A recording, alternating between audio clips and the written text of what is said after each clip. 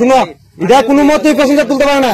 আইনত ভাবে ওইখানে সাংবাদিক আছে, জিজ্ঞাসা দেখো গিয়া, কোনো মতে প্যাসেঞ্জার তুলতে পারে না। কি কারণে প্যাসেঞ্জার তুলবা? তুমি তুলছো না? তোমার পিছনে গাড়ি কে কুয়াইতে ফোন করে কইছে?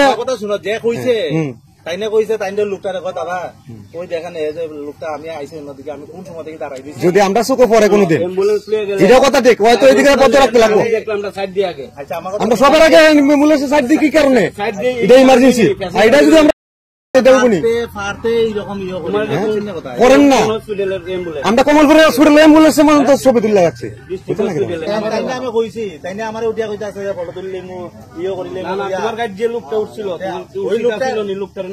আমি কইছি আমি কইছি আমি সবসময় তোমার 200 টাকা পাও হাজিরা 200 টাকা লাগলে আপনার অনেক বড় ভুল হইব, তো লস হইব না? আপনি আমরা কথা বলবো, তুমিও আমার ভাই, তুমিও মানুষ, আমিও মানুষ, ঠিক আছে, কিন্তু তোমার মতো একটা মানুষের গাড়িটা খাইলে পারমিটের গাড়ি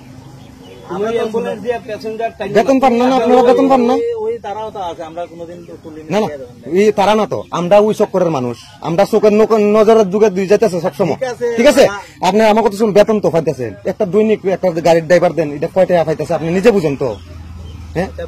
তাইলে আপনি জিনিসটা নেক্সট টাইম এরকম করেন না, নেক্সট টাইম এরকম করলে অসুবিধা হইব, তো ঠিক আছে না? দরবার তো বাড়বো বাইরে, তোমার বেতন টেতন পাইতেছো, এরপরে যদি রাস্তার মধ্যে আবার আমি